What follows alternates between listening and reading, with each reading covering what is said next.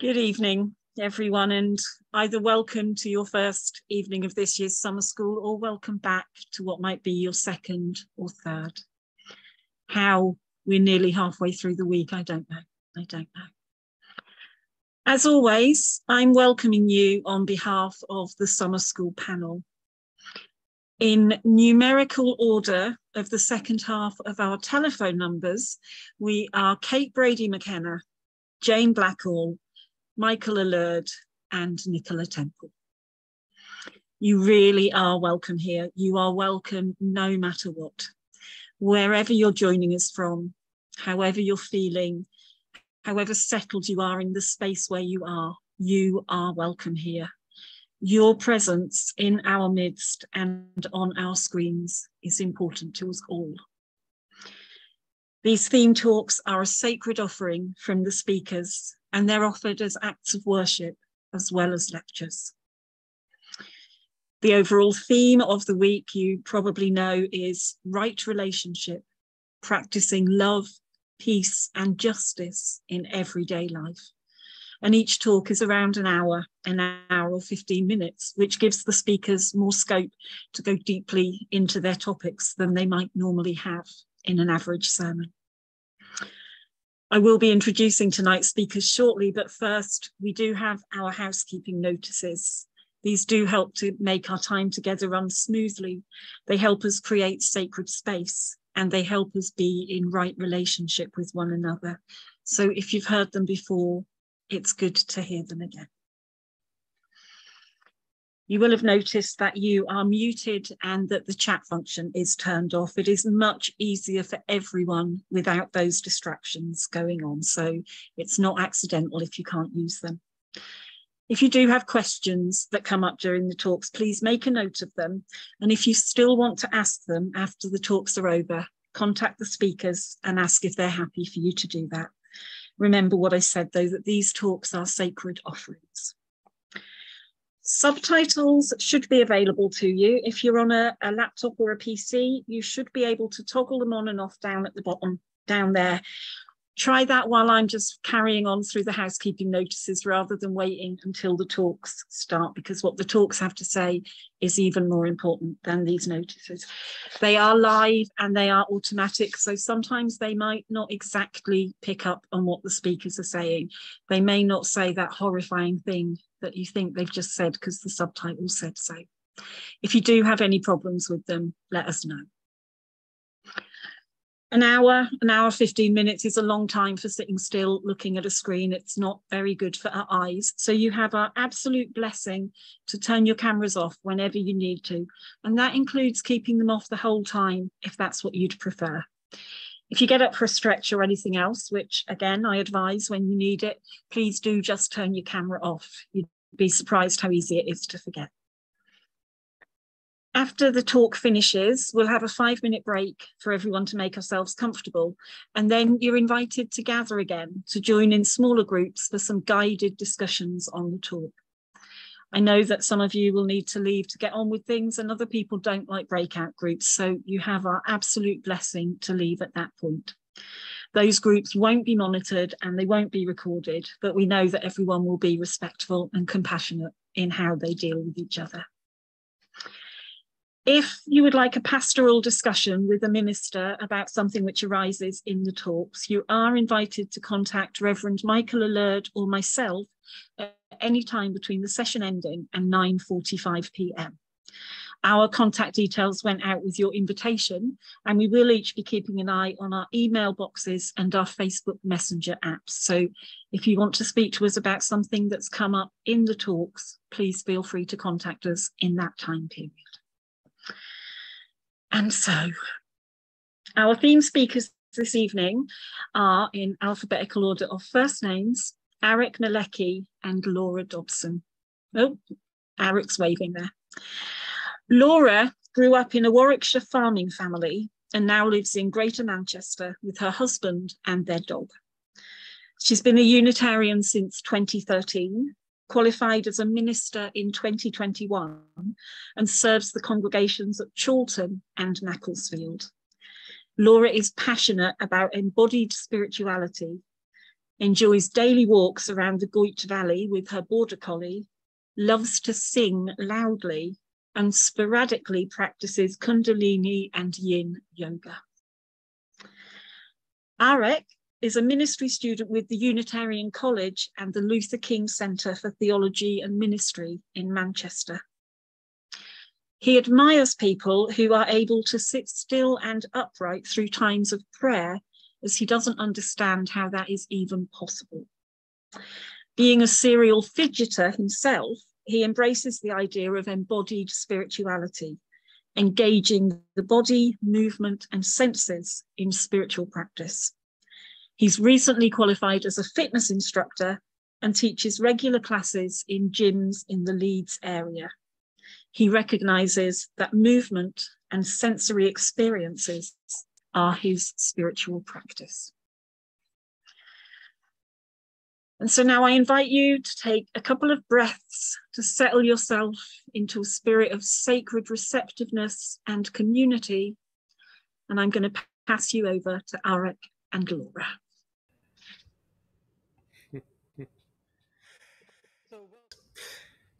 Kate said that I'm a serial fidgeter. I just can't help myself. I just need to barge straight in and go for it. But it was good just to catch a breath with Sarah Thompson and her song entitled Breath.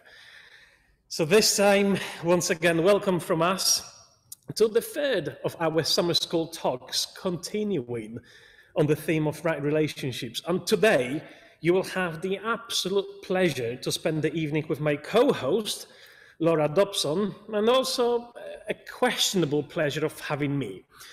Now, to those of you who don't know me, my name is Arek, just like Kate said, and I'm a Unitarian student minister going into my final year of training now. So that's me. But anyway, I think that Jane must have been quite desperate to find speakers this year to have asked me, but here we are. It is what it is, so now we all have to deal with the consequences.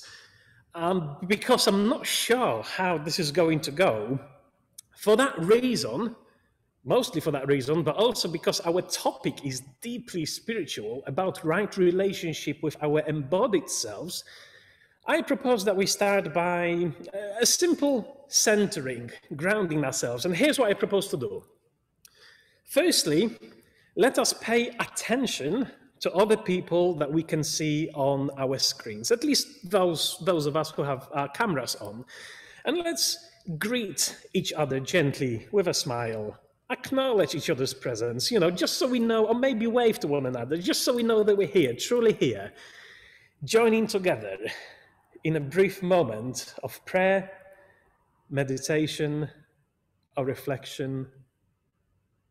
Call it whatever you want to call it. No, actually, stop. Not yet. Not yet. I'm sorry to have interrupted your prayerful moment so abruptly before it even started, but I have a good reason for it.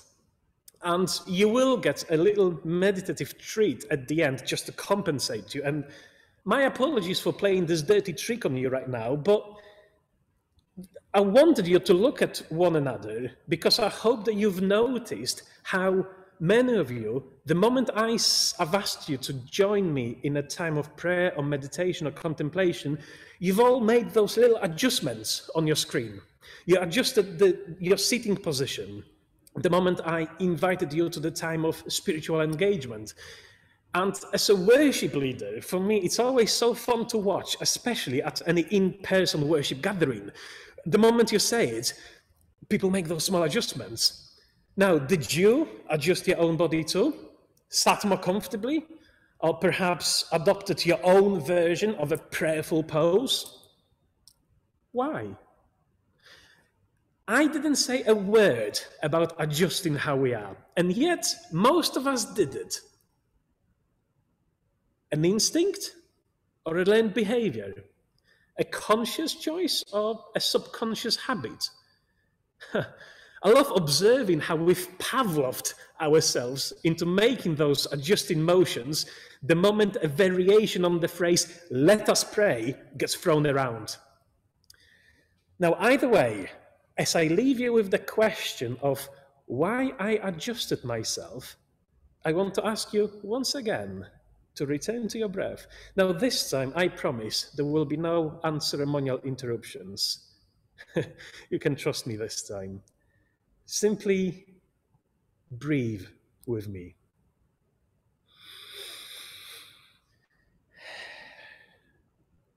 Breathe with me, the breath of life. Inhale. Inspire. Inspiration. Ruach, pneuma, spiritus, the Holy Spirit, the many names for breath.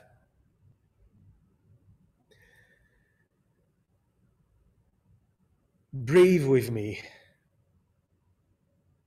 Know that with each breath we take in the molecules of air that were breathed by every person that ever lived. So breathe with me and breathe the breath of Jesus, of Moses, of Muhammad, of Buddha. Breathe with me and know that we are all interdependent, that the spirit of life flows through us all.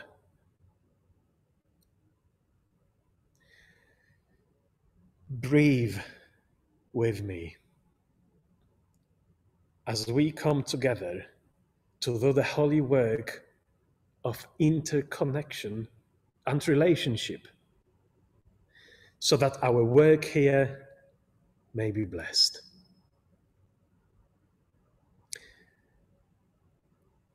And now, I will light the chalice flame here behind me.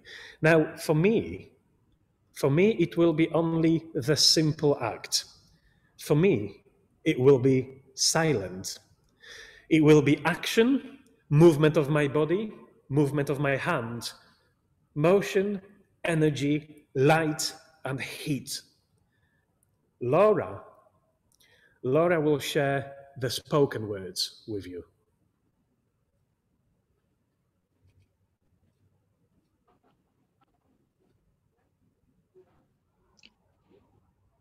We light this chalice, symbol of our Unitarian faith in the divine spark within us all. May the deeds we do with our hands, and the words we speak with our lips, and the thoughts we think with our minds, and the things we feel in our hearts, be at all times worthy of that divine spark within us.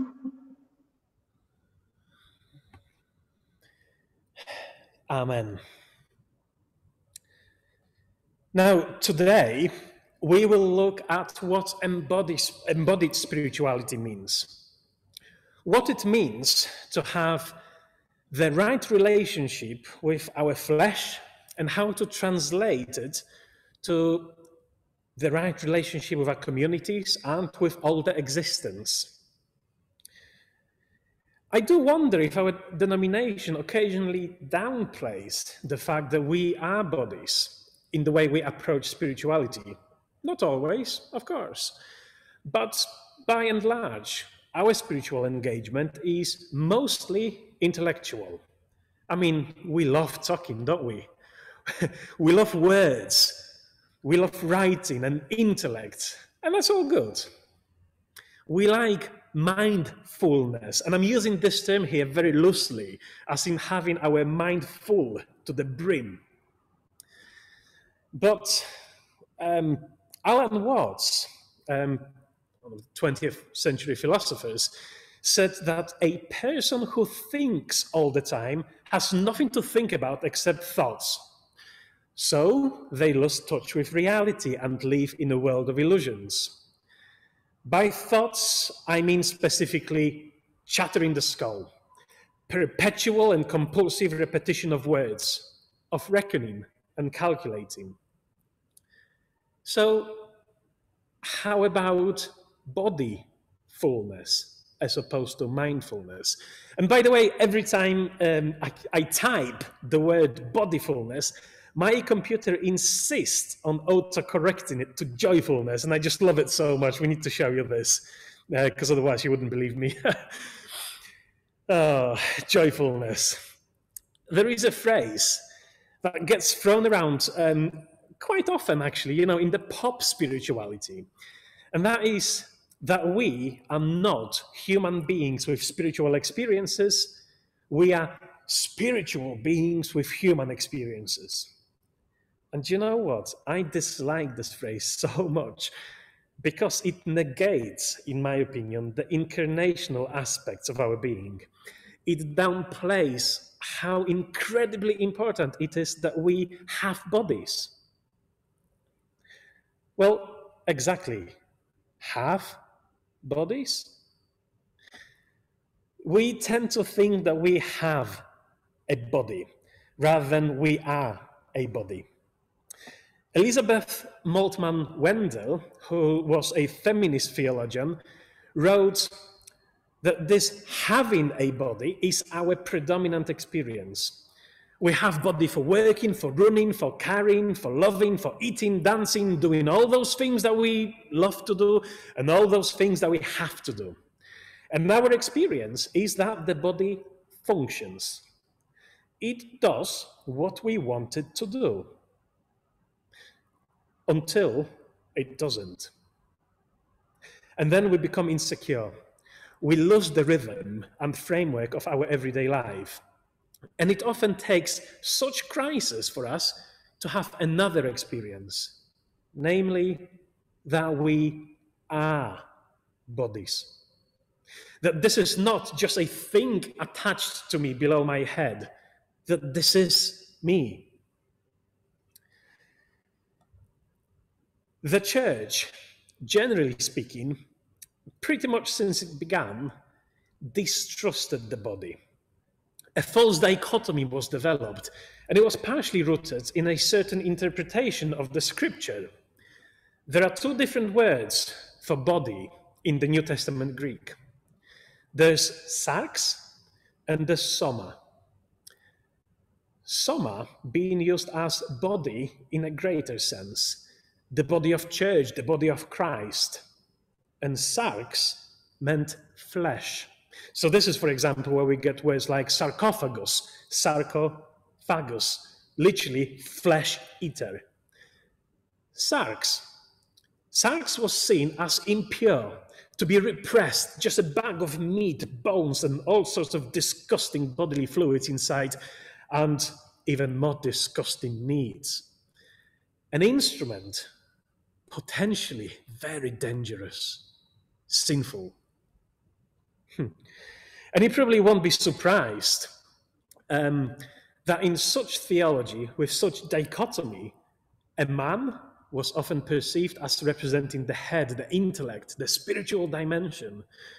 And a woman, well, the female body, was often precisely this, a body, which needs to be under control, kept in check. Now, there were, of course, throughout the church history, people challenging such artificial division, and many of them were women.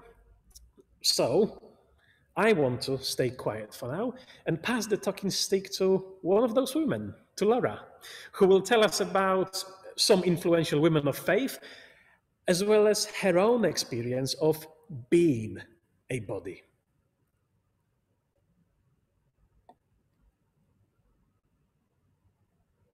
Hello everyone, my name's Laura and I'm 49 years old, which means that I am perimenopausal. So I want to start by sharing some of my experience in adapting and reframing my spiritual practice over the last few months as I navigate the changes in my body brought about by the perimenopause.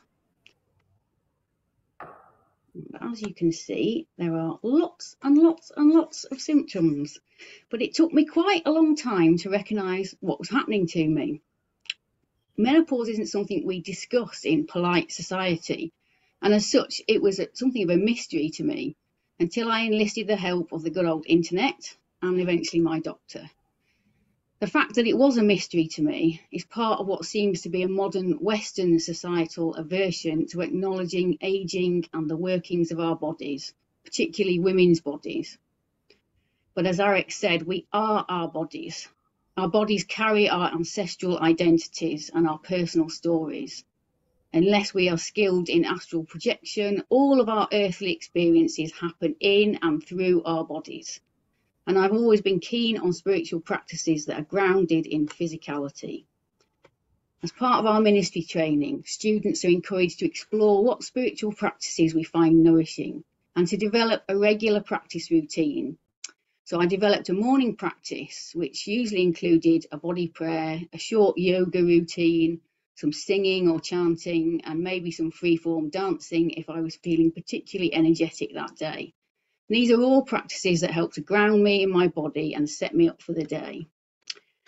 But as my symptoms increased, I noticed myself developing a strong resistance to my morning spiritual practice. I'm not going to bore you with the whole raft of perimenopausal symptoms, but suffice to say that they include brain fog, increased anxiety, persistent fatigue, and intermittent joint pain, which are all things that can make me feel dislocated from my body. And on reflection, I felt that part of my resistance to my spiritual practice routines was a reluctance to attend to what was happening in my body, to be with the discomfort and the sometimes pain that I found there. I wasn't really sure what to do about this. I'd never been very good at sitting still. And I knew that spiritual practices that didn't involve movement wouldn't really work for me. But most mornings I was finding it hard to motivate myself to move very much. So I realised that I needed to reframe my spiritual practice and to adapt it for this phase of my life. And engaging with the work of 3 inspirational women and 1 inspirational man has helped me to do that. The first inspirational woman is Hildegard von Bingen. And this is a statue of her in the garden of her abbey in Eibingen. She lived from 1098 to 1179 in the Rhine Valley in Germany, and she was a Benedictine abbess and a polymath. She composed what may be the first opera ever written, and about 75 liturgical songs. She wrote 9 books covering theology, holistic medicine, cosmology, ethics, scriptural commentaries, and the biographies of saints. She completed several preaching tours and wrote more than 300 letters to leading political and religious figures, in which he often called out hypocrisy and corruption. Her work was neglected by the church for centuries, and it's only recently re-emerged. The first book of her writings, which was translated into English, which is called Meditations with Hildegard by Gabrielle Uline, was published in 1983. And she was made Doctor of the Church by Pope Benedict in 2012. She's one of only 4 women to hold that title. These are a couple of illustrations that were probably painted by her nuns and not by Hildegard herself, but they are her visions of creation. And as you can see, they are all about symmetry and balance, and they illustrate her holistic worldview. There are 2 concepts that I've found throughout Hildegard's work that I find helpful in considering well-being. In Latin, these are viriditas and discretio. Viriditas can be roughly translated as greening power. Hildegard used it to refer to the life force, vigour or vitality of both plants and people. She used it to refer to what we now understand as photosynthesis, the power of plants to harness the energy of the sun, and also to human sexual desire. Please do forgive the heteronormative expression in the following quote. She was in the context of the 11th century. She wrote, "The human body is green. Green is the blood. A man awakens through the green power of sexuality. Viriditas flourishes in the beauty of a woman." In terms of well-being, viriditas can be thought of as what allows us to flourish and to thrive. Discretio is sometimes translated as moderation, but it has a greater depth of meaning. It also means discretion, discrimination, discernment, difference, and distinction. When we put these two concepts together in the context of right relationship, we can use discernment as a guiding principle in relation to our life force. Hildegard's view of life included the belief that God created balance in the body and order in the cosmos. Discretio is the practice of living that balance or order in the union of human and divine, finding the harmony of body, mind, and soul. It involves paying attention to our inner compass, to the promptings of our bodies and to our deep selves, to find the right measure in all things. And we can use discretio to find the right measure for ourselves in all aspects of life, the balance between work and leisure, between activity and rest, between sleep and wakefulness. We can use discretio to work through such questions as, what does a balanced diet look like for us? How do we find the right measure for ourselves in our consumption of media? How do we live with awareness of our natural environment and the seasonal changes? Are our relationships reciprocal? Is there a balance between the care we give out and the care we receive? Discretio involves taking responsibility for our actions and choices. We can use it to examine our habits, our social conditioning, and our unconscious thought patterns to make the changes we need to flourish and thrive. Balance involves an ongoing process of interconnection. The physical, emotional, intellectual, and spiritual dimensions of our lives are interwoven. When balance is disturbed, we experience disease or dis-ease. Even a minor illness such as the common cold affects all these dimensions. We may think of it as a merely physical illness, but as well as feeling physically ill, it affects our emotional mood, how well we function intellectually, and our sense of interconnection and wholeness. The psychological and physical symptoms of menopause are similarly interwoven. Anxiety, brain fog, and mood swings exacerbate palpitations, tingling skin, and headaches, and vice versa. It can feel a bit like being trapped in a vicious circle. And so I began to ask myself what Hildegard might teach me about my experience. What are the lessons of viriditas and discretio? What is getting in the way of me flourishing? How can I discern the truth of the matter?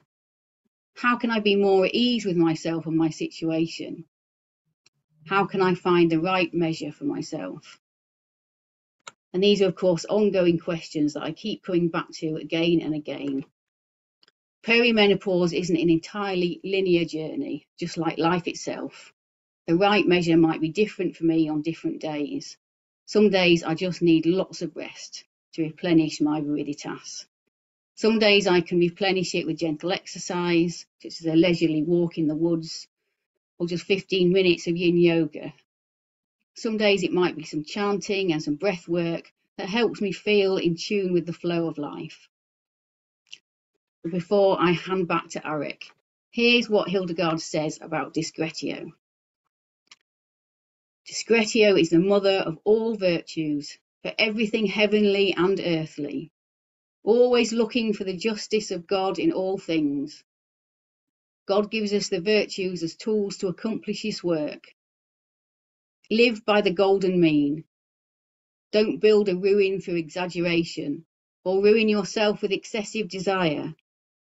We shall sigh and pray, fulfilling good deeds at an appropriate time, and caring for our daily needs at another. Try hard and exercise daily, regardless of what charismatic gifts you have. Through discretio, the body is nourished with the proper discipline.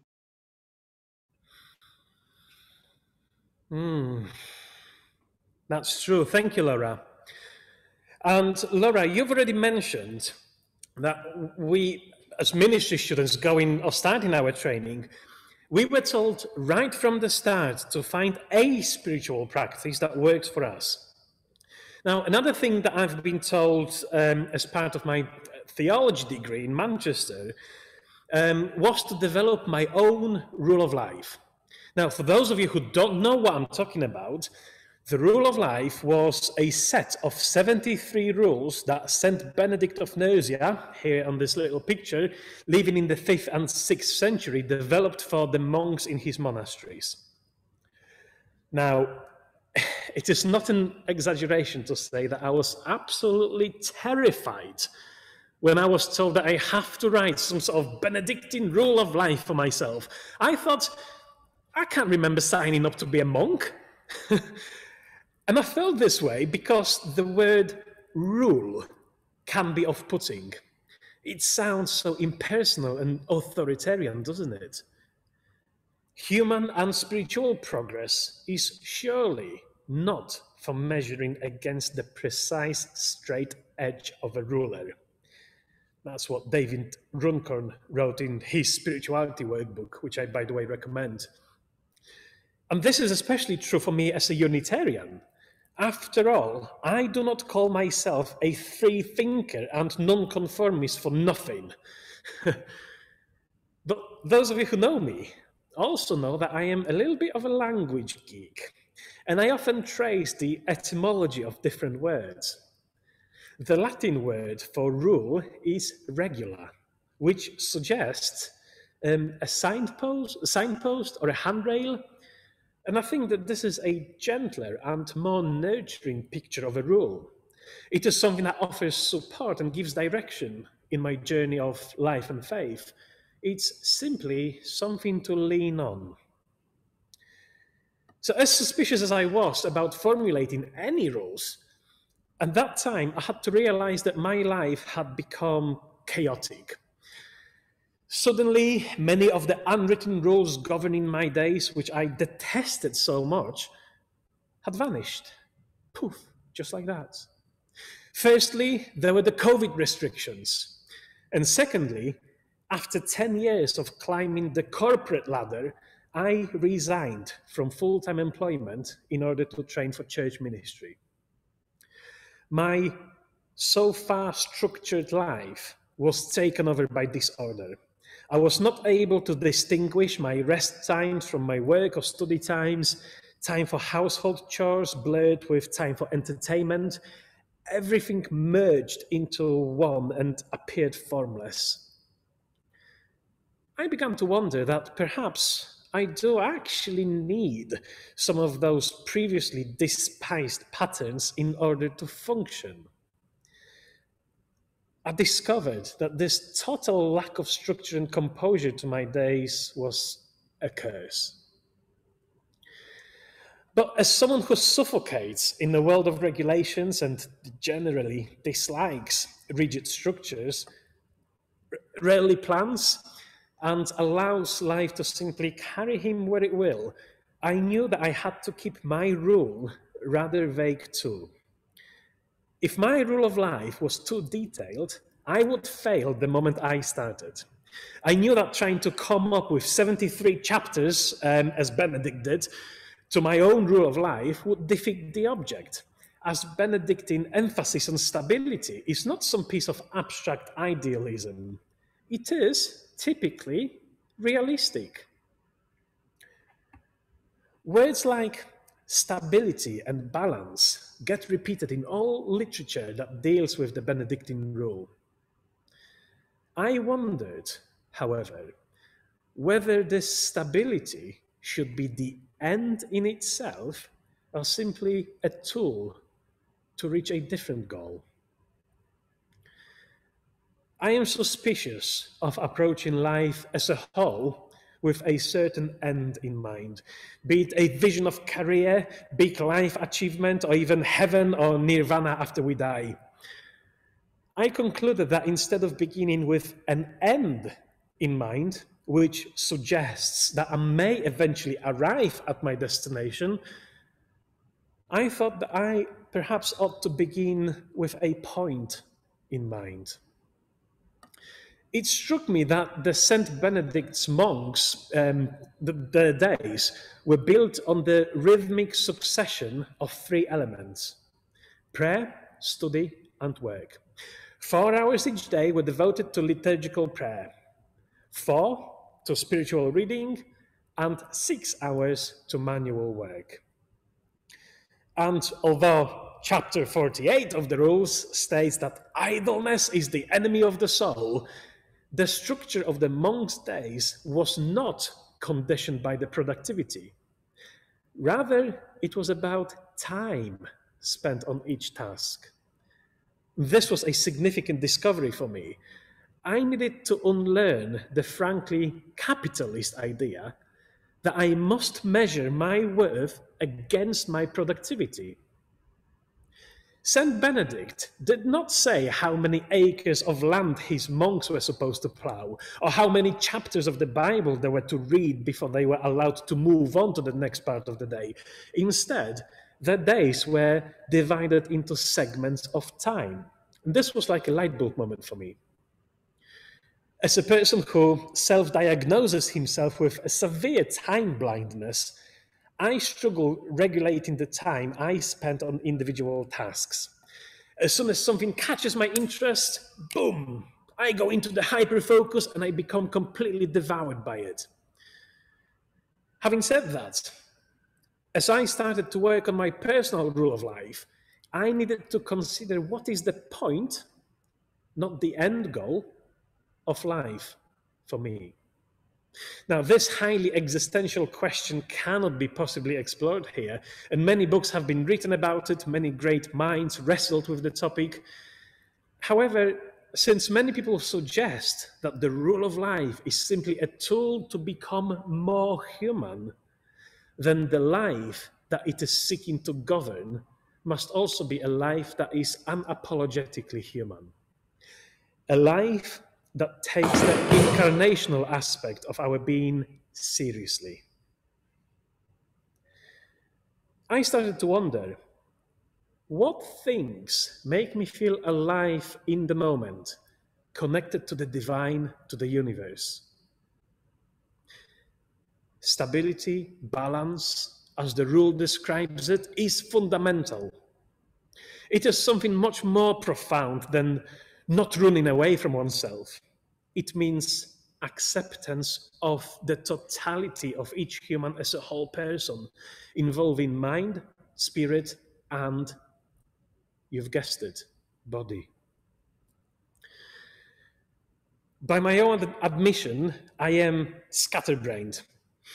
And for a long time, I found it difficult to identify something in which I could comfortably anchor my spiritual practice and not get easily bored of it.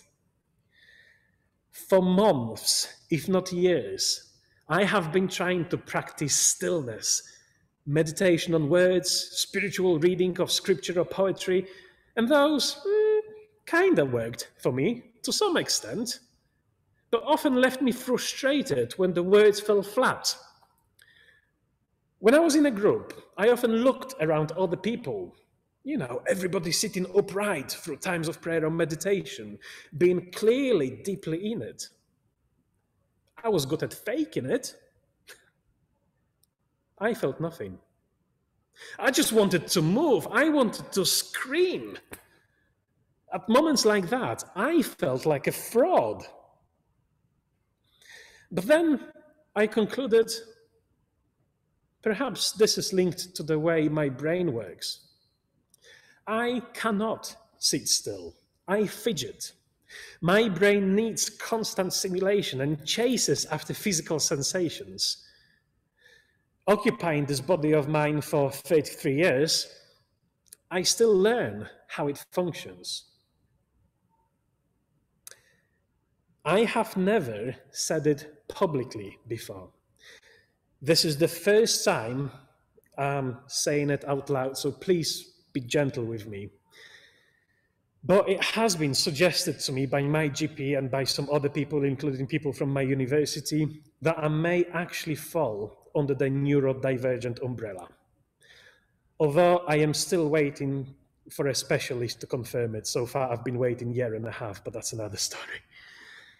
But this suggestion alone was the turning point in the way I think of my own spiritual practice. I needed to recognize that engaging my physical senses helps me harness my attention. One way of putting it, I suppose, would be to say that I need bells and smells, to some extent. For example, I have discovered that brewing strong, fragrant cup of tea, which I can hold, smell, taste as I meditate, helps. Walking the labyrinth is great. Anyone here into walking labyrinths? Yeah. Also, that's sleeping mala beads, which I always have with me, from my fingers, or even rosary, as I pray or count breaths.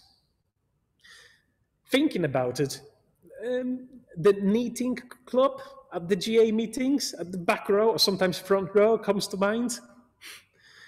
I decided to fully embrace this part of me and experiment with engaging my physicality as my spiritual practice. In our tradition, there is emphasis on rational mind, on thinking and on words. After all, our denomination gained its prominence during the Enlightenment, the period of time in the human history when the reason was seen to be at the pinnacle of what it means to be human. Cogito ergo sum. I think, therefore I am. This primacy of logic and reason was so prominent that it is even self-evident in the architecture of so many of our chapels, where the pulpit often is the place for the spoken word, occupies the central spot. Theologically, this approach can be described as cataphatic. God is so great that we must keep on talking and thinking about him, her, God. I began to wonder that since stillness and spoken words genuinely tire me, perhaps I should try to embrace the opposites, movements and feelings. I realized that walks in nature have always been spiritually nourishing for me. So I decided to approach movement more seriously and take the apophatic way. Starved of words, nothing that we can say or write can possibly cut it. Words and thoughts are so limited.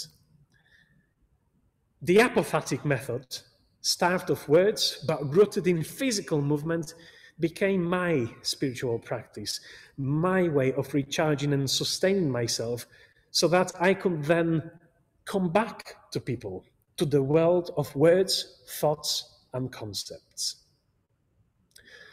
What I do vary from day to day. It could be anything from unceremonial and very profane on the surface cardio or weights workouts, through swimming, walks in nature, to yoga and tai chi.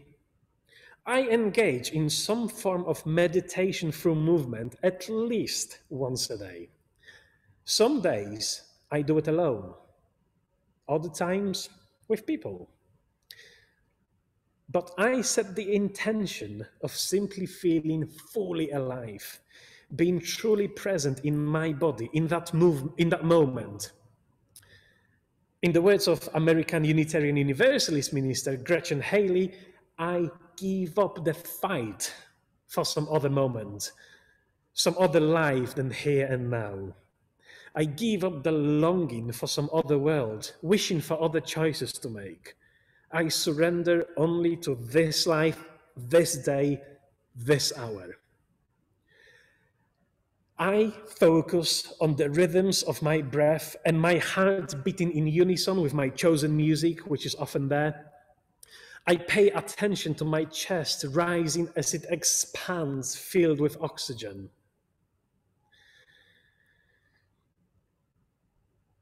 I aim to begin the song exactly where I am.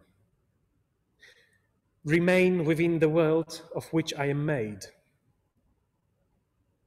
Start with the very breath I breathe in now, this moment's pulse, this rhythm in my blood.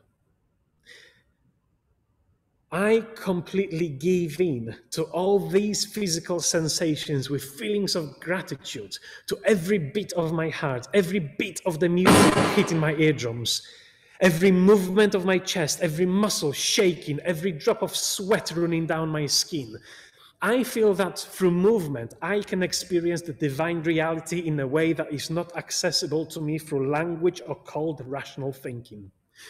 Embracing physicality, this gift we have been given, these body clothes, enables me to feel at one not only with myself, but also with the whole universe. Admittedly, I have had several experiences that I guess one may call mystical. And it may sound weird for the skeptics among you. But every time it happened when my mind was at rest and my body was engaged. Now, I am utterly unable to describe the divine without turning to those negative descriptions of this ultimate reality. I do not know who or what God is, but I am convinced that I cannot know God. I can only feel God. I do not know where God resides, but I doubt that it is in the lines of ink on the paper, in human ideas, concepts, or constructs. Any attempts to find God through intellectual wrestling, arguments, or persuasions are, in my view, also futile. My instinct is to give up on trying to know or discern God through logic and reckoning, and that we, all of us, already have the ability to tap through our emotions and feelings into that great mystery which cannot be known. We only need to listen to it, ringing soft and low. Stay with the music. Words may come in time. Become an open singing bowl, whose chime is richness rising out of emptiness, and timelessness resounding into time.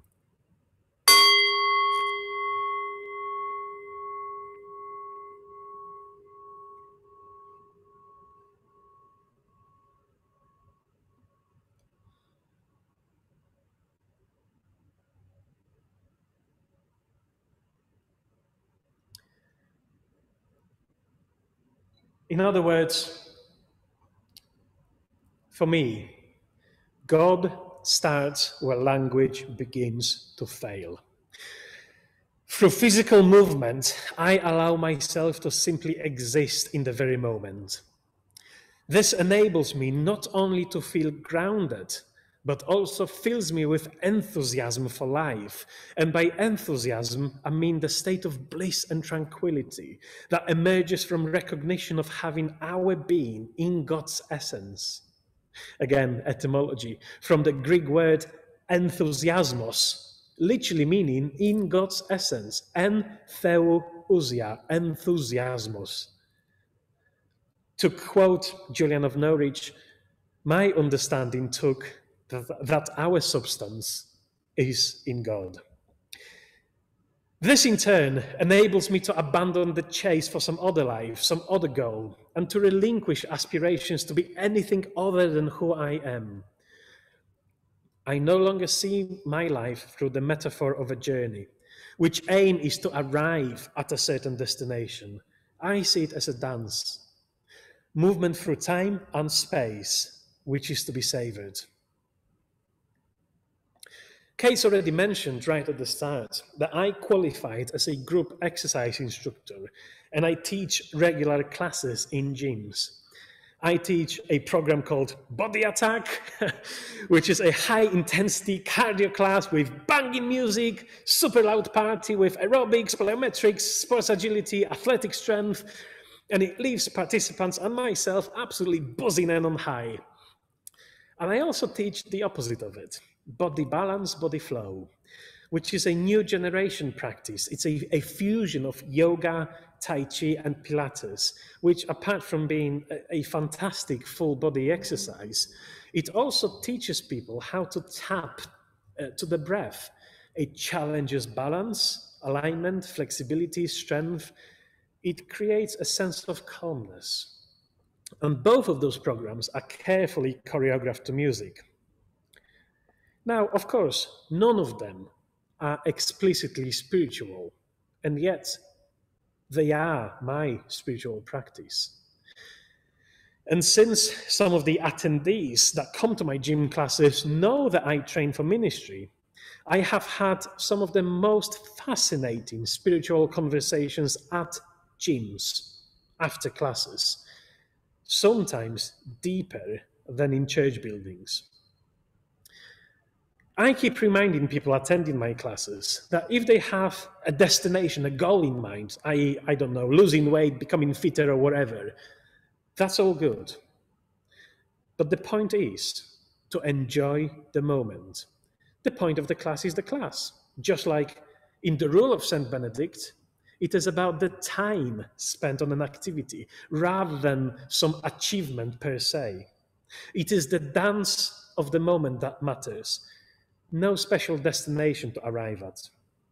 And most importantly, we do it, we exercise, not because we hate our bodies, but because we love them. Engaging with movement and physicality on a deeper level, much to my surprise, turned out to be an incredibly rich spiritual resource, a font of wisdom, peace, and tranquility, helping me in turn to minister to others. Admittedly, most of my ideas for Sunday services came to me while exercising, being in movement. And since the classes I teach are done to music, we all have no choice but to get out of our heads, trust in our bodies, and feel how incredible they are. Synchronize our movements as a group and breathing patterns. And the sense of oneness is profound, created in an unlikely place, a gym. This is my bodyfulness, joyfulness. So now over to Laura to talk a little bit more about the actual idea of bodyfulness.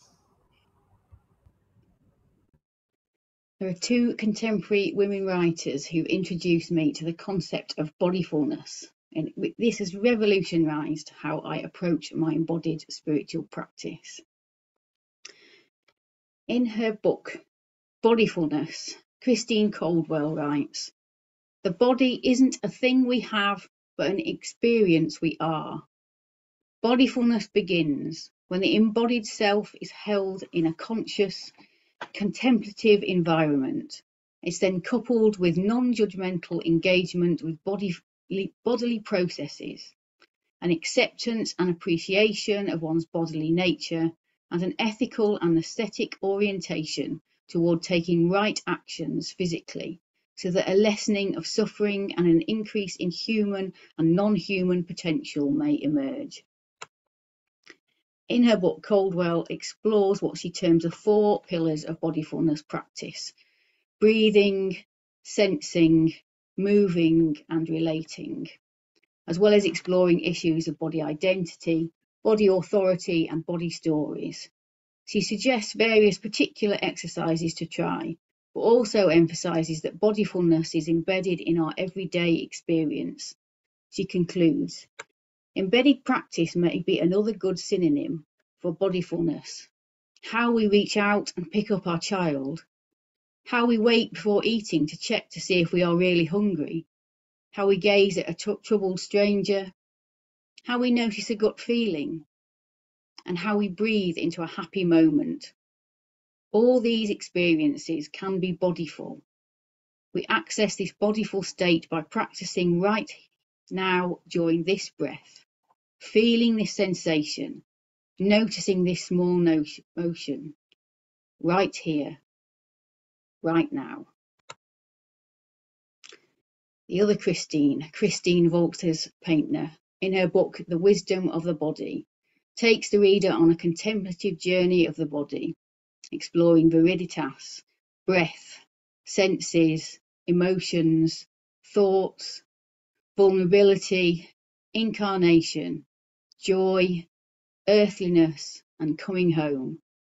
She writes, "For me, bodyfulness would mean a willing descent into the wilderness of my body, to stay and listen and explore, and to delight and dream in that dark space of unknowing, where things don't move in straight lines according to plan. It would mean that each morning I would awaken and listen for how my body wanted to be nourished that day, through food, movement, and the pleasure of touch, Bodyfulness would mean that I inhaled deeply and allowed my breath to find all the places within that need softening. I would lavish my senses with delights, knowing that they were a portal to the divine presence. I would allow the waves of my emotions to travel through me, knowing that they had holy purpose as well. I would dance each day as often as possible and rest deeply, knowing that I was offering myself healing balm.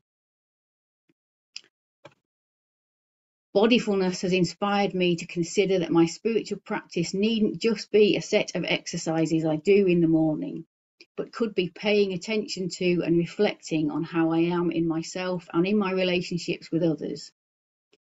Paying attention to and reflecting upon my everyday embodied experience. How I feel when I laugh with a friend or play with my dog. How my shoulders drop and my breathing slows when I enter the woods. How I discern with my gut whether to say yes or no. How I listen to the signals from my body that tell me when I need to rest. How I hold eye contact when I speak words of encouragement or nod in acknowledgement of someone else's pain. How I felt myself smiling and my heart expanding with joy when I saw a young girl cartwheeling along the platform as I got off the tram yesterday. All these things I can now frame as spiritual practice. They contribute to my wholeness and well-being, and the wholeness and well-being of others with whom I come into contact. I'm learning to become ever more fully present in my embodied experience, even when that experience is uncomfortable and painful, even on the days when I feel grief deep in my bones. I'm gaining a deeper appreciation of my body as the ground of my being. As the psalmist says, I praise you, for I am awesomely, wondrously made. I'm gaining a deeper understanding of my faith that the universe is the body of God, and that we are all members of that body, as St. Paul says, who care for each other as members of one body, suffering with and rejoicing with one another.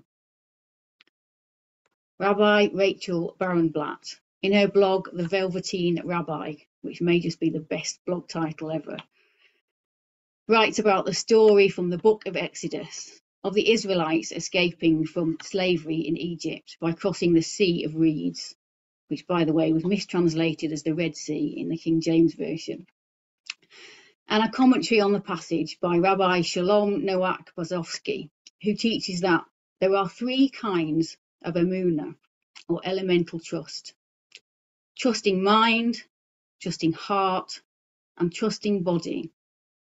And the highest of these is emunat ha-everim, trusting with one's limbs, where deep trust penetrates every fibre of one's being. In that moment of leaping into the Sea of Reeds, the children of Israel fully trusted in the One, and therefore the Holy Spirit rested upon them and sang in them, and song burst not only from their lips, but from their very limbs. Barenblatt comments, trusting with one's body, what a radical notion. Not just trusting one's body, which is challenging enough sometimes, but trusting with the body, taking that plunge and being transformed by it. May we open ourselves to the transformative possibilities of walking through the world with eyes made for wonder. Paul Simon sang, "These are the days of miracle and wonder." I give thanks for the miracle and wonder of the matter that makes up my body, your body, the body of the earth. Trusting life, trusting with the body, trusting that a leap of faith will lead to liberation, feeling the invitation and the response in my body. That's what bodyfulness means for me. One of the most accessible ways we can ground ourselves in the present moment and in our bodies is through our breath. And in a few minutes, I'll invite you to join me in a short practice of breath work. But first, I want to explore briefly the sacred nature of breath. The Lord God formed man from the dust of the earth. He blew into his nostrils the breath of life, and man became a living being. Genesis 2, verse 7. The Jewish Study Bible commentary on this verse reads, "Here, man has a lowlier origin than in the parallel in the first chapter. He is created not in the image of God, but from the dust of the earth. But he also has a closer and more intimate relationship with his Creator, who blows the breath of life into him, transforming that lowly earthbound creature into a living being. In this understanding, the human being is not an amalgam of perishable body and immortal soul, but a psycho-physical unity who depends on God for life itself." Hildegard's version of this text, from her own vision of creation, is even more earthy. She writes, "With my mouth, I kiss my chosen creation. I uniquely, lovingly embrace every image I have made out of the earth's clay. With a fiery spirit, I transform it into a body to serve all the world." Hildegard had a very strong sense that a human being is a psycho-physical unity who depends on God for life itself. She had a very strong sense of the sacredness of the body and of the earth, and of the whole of life being held in divine love. In the West, we are used to thinking in a dualistic manner, body and soul, mind and matter. But in Hebrew, the word ruach means breath, wind, and spirit. It refers to things both physical and more than physical, the tangible and the intangible, which are all part of the same reality.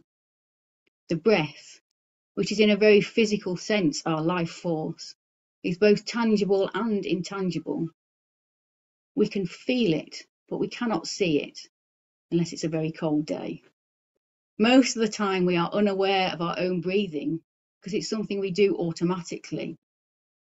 And over the last 2.5 years, the airborne transmission of coronavirus has made us all painfully aware of the negative consequences of the fact that we are all breathing the same air. But it is also a sacred sign of our interconnectedness. And I want to invite us into a conscious, sacred relationship with the breath in our own bodies as the life force, our connection to the one source of life we all share. The herbalist and poet Bridget Anna McNeill writes, "Reciprocity is in each moment, invisible threads of connection that support and nurture. Take the simple act of breathing. We breathe out carbon dioxide, which the trees, plants, and seaweeds love and need. They breathe us in, the very essence that moved through us, holding stories of blood, grief, joy, and bone, now moves through them. Turning our breath into oxygen, they transform what we let go of into the support we need to survive and thrive. As we breathe in, the very essence that moved in tree, plant, and ocean, holding stories of wildness, salt, earth, roots, tides, and growth, now moves in us. Each breath full of the strength of oak, the tenacity of weed, the magic of foxglove, the depths of sea, and the alchemy of earth." Hildegard referred to herself as a feather on the breath of God. To feel that I am a feather on the breath of God, that I am supported and directed by the source of life, I need to give myself space to tune into it. One of the best ways I've found to do that is to arrest my awareness in my heart space and to feel the calming rhythm of the resting breath as the life force moving through my body and through the world. The Sufi scholar Neil Douglas Klotz, in his wonderful book Prayers of the Cosmos, writes about the many layers of meaning in the Aramaic Lord's Prayer. For each line of the prayer, he suggests some accompanying body prayer practices. I opened the book at random the other day and read, "While lying or sitting, return to the peaceful place inside, created by feeling your heartbeat and breathing." As the medieval mystic Hildegard of Bingen said, everything may be felt, a feather on the breath of God. A lovely moment of synchronicity. Of course, it is not just in the Judeo-Christian tradition that breath is considered sacred and synonymous with the life force or spirit. Around 3,000 years ago, Indian sacred texts also talk of prana, or life force, or vital energy, from which we get pranayama, or controlled breathing, an integral part of ancient yoga techniques, which are still practiced today in both Eastern and Western yoga traditions.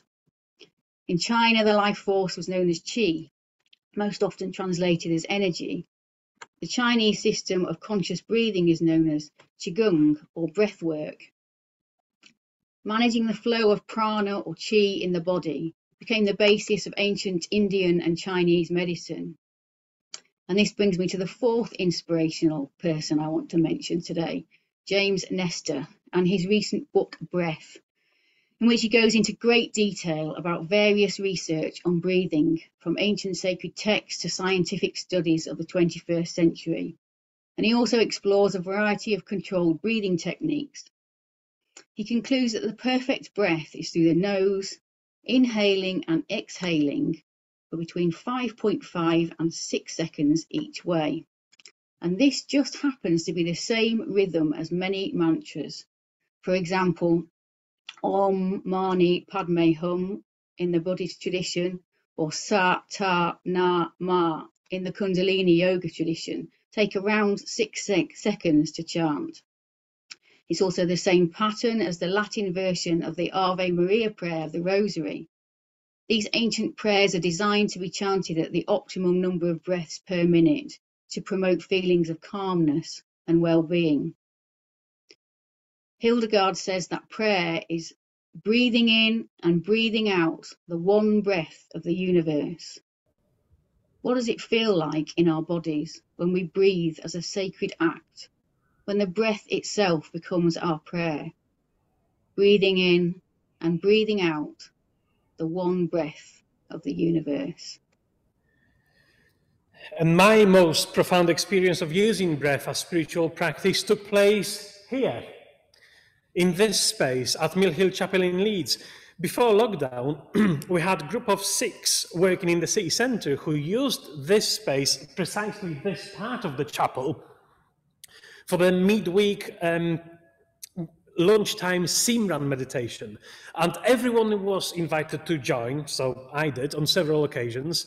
And Simran meditation is meditation on the breath, the life force, where you chant the name of God in Sikhism, Wahe Guru. Guru, someone who leads you from the dark to light, and Wahe, meaning wondrous, or literally wow, the wow Guru, God. And as we meditated here, sitting on the floor, I'll just turn the screen slightly down, here on this space, sitting on the cushions, as we meditated, we inhaled on Wahe and exhaled on Guru. And we were doing it for about 25, 30 minutes, and there was no leader amongst us. And yet, collectively, as a group, as we chanted Wahe Guru in unison, we were speeding up and slowing down, getting louder and quieter, going with the flow, tapping into the instincts and feelings in the most wonderful way, tapping into one another and connecting with one another and with the universe in one breath, one chant, one resounding sound, one heartbeat. Those were very profound experiences for me.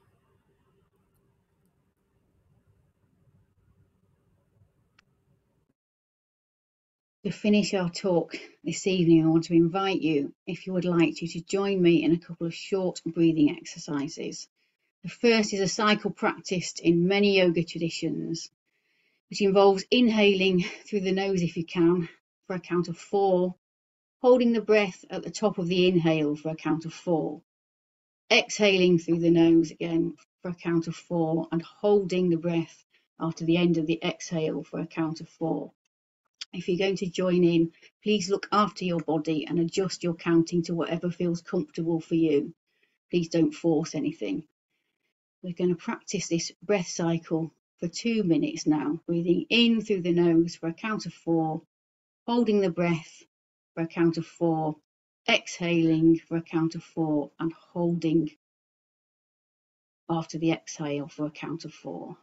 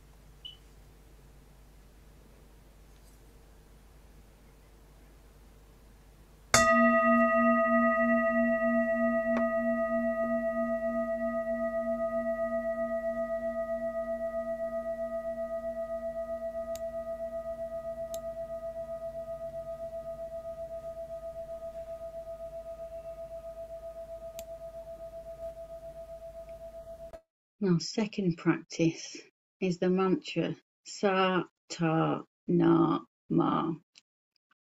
In English, the words mean something like Sa is infinity or the totality of the cosmos. Ta is life or birth of form from the infinity. Na is death or transformation. And Ma is rebirth.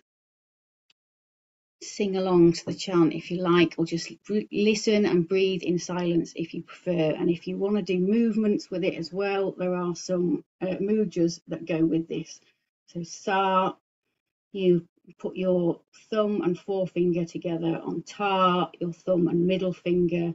On Na, your thumb and ring finger. And on Ma, your thumb and little finger. Sa, Ta, Na, Ma. Again, this chant is just over 2 minutes long.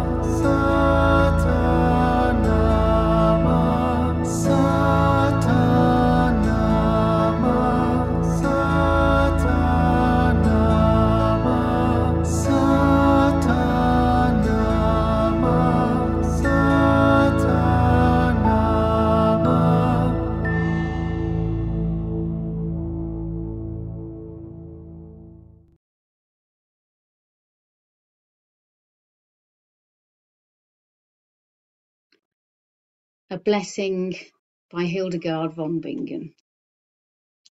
Good people, most royal greening verdancy, rooted in the sun, you shine with radiant light. In this circle of earthly existence, you shine so finely, it surpasses understanding. God hugs you. You are encircled by the arms of the mystery of God. Amen.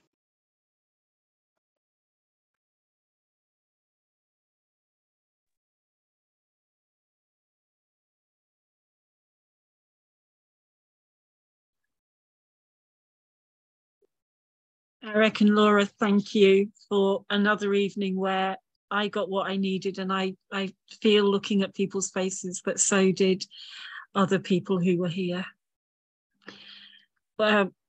Laura and Arek have given us a lot to think about, a lot to ponder on, a lot of nourishment. So as we've been doing each evening, I invite you just to pop off for 5 minutes, to put the kettle on, take care of what you need to do. And then I invite you to come back here so that we can put you into randomly assigned smaller groups for a 20-minute guided chat about the nourishment that Arek and Laura have given to us. You will be given prompt questions for these chats to make it a little easier. Just to remind you, they won't be recorded, won't be monitored, although panel members may possibly bob in just to see how you're getting on. And after those 20-minute chats, we'll bring you back in here just to say goodnight. I know that some of you need or choose to leave us at this point, and please know that you do go with our blessing. I hope that you have a lovely evening, and we look forward to seeing you for either or both of the rest of the talks. Tomorrow, we're welcoming Alex Bryanson and Tori Glimwell. So if you're leaving us now, you go with my blessing, with our blessings, and I bid you a good night. If you're staying with us, I'll see you back here in 5 minutes.